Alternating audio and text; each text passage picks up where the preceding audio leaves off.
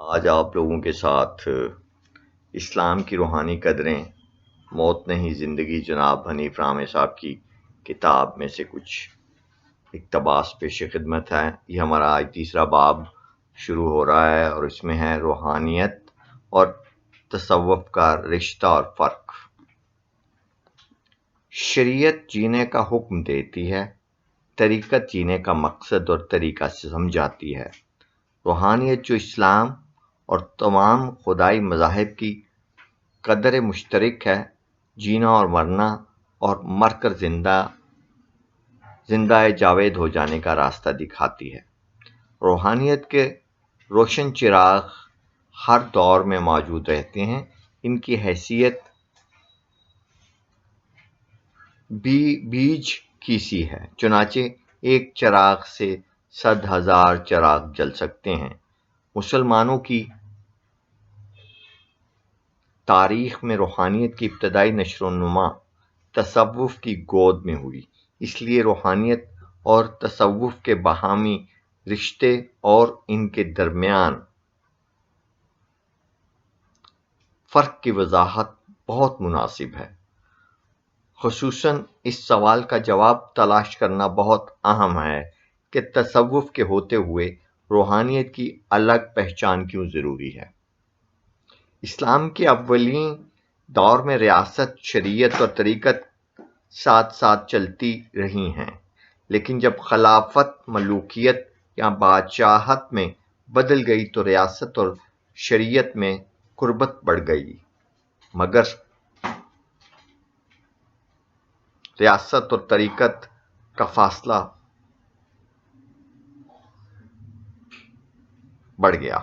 اہل شریعت یا علماء کرام چونکہ ریاست سے قریب تر ہو گئے تھے، اس لیے شریعت اور طریقت کے درمیان بھی تعلق کمزور پڑتے پڑتے مخالفت اور رقابت میں بدل گیا۔ پھر جب ریاست چھن گئی تو علماء بے یار و مددگار ہو گئے اور شریعت کی حیثیت یہ ہو گئی کہ رہ گئی رسم ازاں روح بلالی نہ رہی۔ دوسری طرف طریقت یا تصوف خانقاہیت میں بدل گیا اور یوں عشق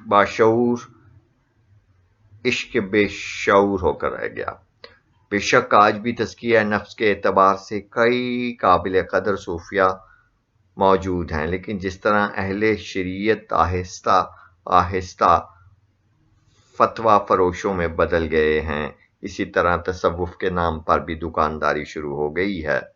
بڑے بڑے گدی نشین زیادہ تر ایسے ہیں کہ جن کے بزرگوں کو تو خدا دوستی اور عوام دوستی کے حوالے سے واقعی بزرگ کہا جا سکتا تھا، لیکن جنہیں خود خدا دوستی اور عوام دوستی سے دور کا بھی واسطہ نہیں۔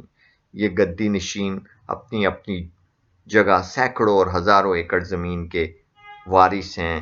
جدی پشتی مرید حسب توفیق نقد نظر و نیاز بھی پیش کرتے رہتے ہیں۔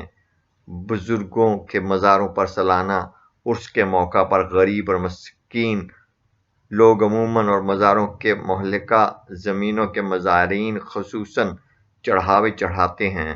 حکومت نے زرعی اصلاحات اور اوقاف کا قانون بنا کر ان گدی نشینوں کی اقتصادی طاقت کسی حد تک کم کر دی ہے، لیکن جس طرح دوسرے جاگیردار اور بڑے ذمہ دار بے نامی کا حربہ استعمال کر کے ان قوانین سے بڑی حد تک محفوظ رہنے میں کامیاب ہو گئے ہیں، اسی طرح یہ گدی نشین بھی قانون کی زد سے بچے ہوئے ہیں۔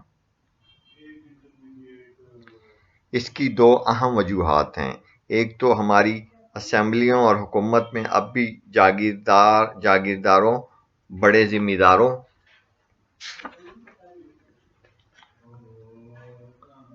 اور گدی نشینوں کو قریب فیصلہ کن حیثیت حاصل ہے۔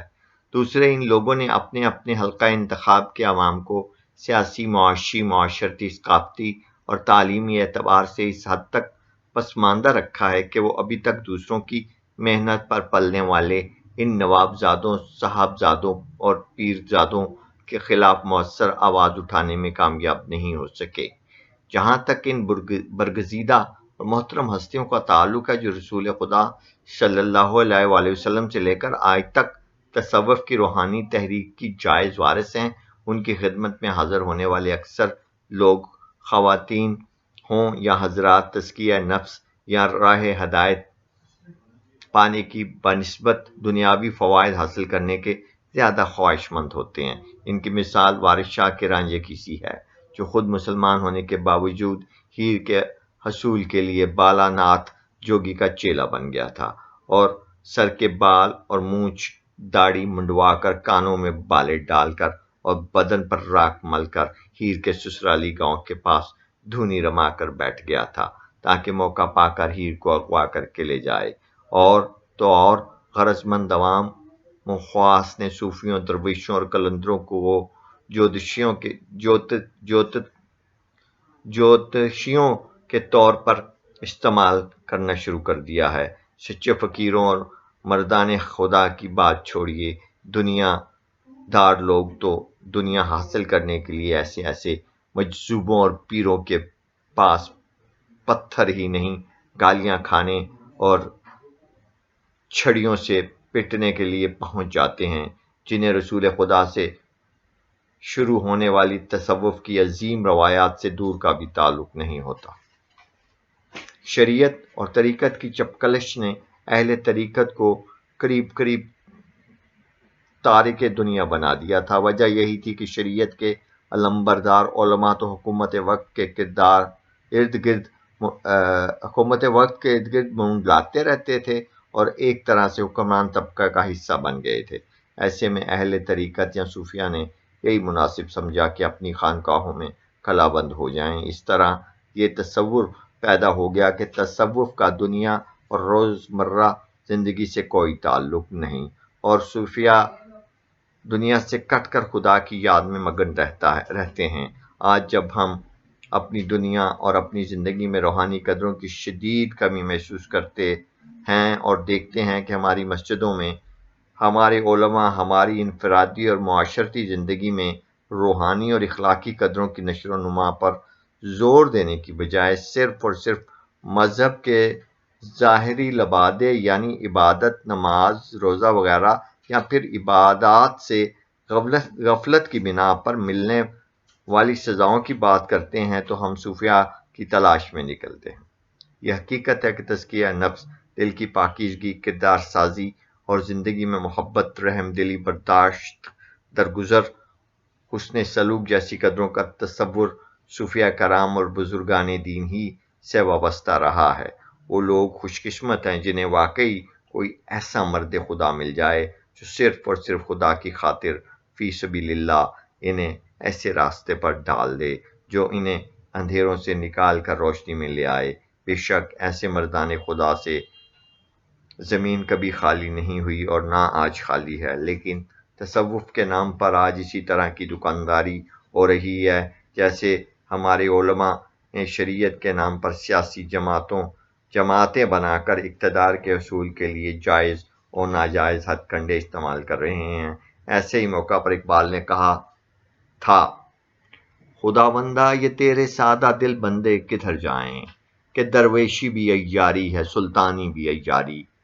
چلیے تصور کر لیتے ہیں کہ ہم خدا کی خصوصی مہربانی سے کسی مرد خدا تک پہنچ گئے ہیں۔ اگر یہ مرد خدا تصوف کے کسی روایتی سلسلے سے وابستہ ہے تو پھر یہاں بھی ہمیں کچھ ایسے مراحل اور تقاضے درپیش ہوں گے جنہیں آج کا وہ انسان پورا کرنے سے قاصر ہے، جسے دنیا میں رہتے ہوئے اقتصادی، معاشرتی اور گھریلو ذمہ داریوں سے عہدہ برا ہونا ہے۔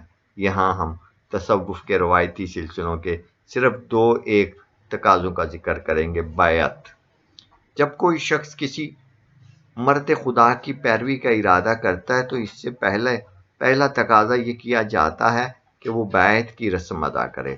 تصوف کے مختلف سلسلوں میں بیعت کے مختلف طریقے ہیں۔ بہرحال بیعت کا اصل مفہوم یہ ہے کہ حق کا متلاشی انسان اپنا ہاتھ اس شخصیت کے ہاتھ میں دے دے جس سے وہ ہدایت کا امیدوار اور طلبگار ہے۔ جس شخصیت کے ہاتھ میں ہاتھ دیا جاتا ہے اب اسے شیخ یا مرشد کہا جائے گا، اور جو شخص اس شیخ یا مرشد کے ہاتھ میں ہاتھ دیتا ہے اسے مرید کہیں گے۔ مرید سے توقع کی جاتی ہے کہ وہ اپنے مرشد کی مکمل اطاعت کرے، اور مرشد سے توقع کی جاتی ہے کہ وہ اپنے مرید کی روحانی تربیت کرے گا۔ اکثر اوقات یہ تربیت بہت طویل ہو جاتی ہے، اور مرید اپنی روزمرہ زندگی سے کٹ کر مرشد کی خانقاہ یا ڈیرے پر غلامانہ خدمت گزاری پر مامور ہو جاتا ہے۔ اس طرح کی خدمت گزاری ایک ایسے شخص کے بس کی بات نہیں جو رزق حلال کما کر ایک مناسب معیار زندگی کے مطابق اپنی اور اپنے بیوی بچوں کی پرورش کرنا چاہتا ہے۔ روحانی ذوق رکھنے والے لوگوں میں اس طرح کے واقعات کا عام ذکر ہوتا رہتا ہے کہ علی احمد صابر کلیر شریف نے بزرگی حاصل کرنے کے لیے اپنے مرشد بابا فرید الدین گنج شکر کے ڈیرے پر آنے جانے والوں میں عرصہ دراز تک لنگر تقسیم کیا، اور جب مرشد نے پوچھا کہ تم نے خود بھی روٹی کھائی کہ نہیں، تو مرید نے کہا حضور آپ نے روٹی کھلانے کا حکم دیا تھا، روٹی کھانے کا ذکر نہیں کیا تھا، اس لیے میں روٹی کھلاتا تو رہا لیکن کھاتا نہیں رہا۔ تصور شیخ: جب مرید اپنے مرشد کے ہاتھ میں ہاتھ دیتا یا بیعت کرتا ہے تو اس سے توقع کی جاتی ہے کہ وہ نہ صرف مرشد کی حکم برداری کرے گا بلکہ یہ تصور بھی کرے گا کہ اس کا مرشد رسول خدا کی حیثیت رکھتا ہے، لہذا وہ اسی عزت و احترام کا مستحق ہے جو ہر سچے مسلمان کے دل میں حضرت محمد کے لیے موجود ہوتی ہے۔ کوئی غیر مسلم اس محبت کا تصور بھی نہیں کر سکتا۔ گناہ گار سے گناہ گار مسلمان بھی رسول خدا کے نام پر نہ صرف لڑنے بلکہ مرنے پر بھی تیار ہو جاتا ہے۔ آپ مسلمان ہیں تو ذرا سوچئے کہ کیا آپ کو رسول خدا کی خدمت میں حاضر ہونے کا موقع مل جائے تو کون سا ایسا حکم ہے جسے بجا لانے کے لیے آپ تن من دھن کی بازی لگا نہ دیں گے، اور کون سی ایسی عزت اور احترام ہے جس کا اظہار آپ زبانی اور عملی سطح پر نہیں کریں گے۔ آج اتنا ہی کافی ہے، انشاءاللہ یہ سلسلہ جاری رہے گا۔ سلامت رہیے۔ اللہ پاک ہم سب کو صحیح دین سمجھنے کا موقع اور توفیق عطا فرمائے۔ آمین۔